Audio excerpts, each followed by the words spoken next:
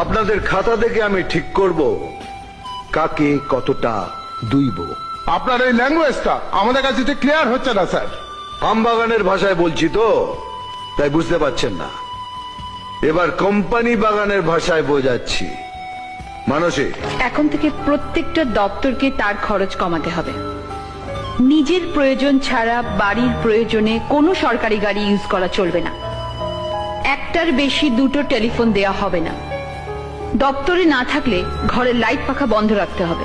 রাজ্যের উন্নয়নের জন্য প্রত্যেকটা মন্ত্রণালয়কে যে টাকা অ্যালট করা হয়েছে অর্থ দপ্তরকে তার হিসেব দিতে হবে।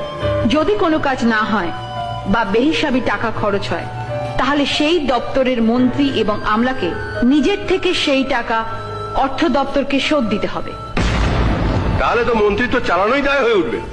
আপনি থাকুন, আমরা যাই। বিক্রি হওয়ার জন্য তার মন্ত্রিত্বে আসেনি। যাবার আগে হিসেব চুকিয়ে যাবেন। হিসেব না মেটালে কাবলিওয়ালার মতো পেছনে পড়ে থাকবো।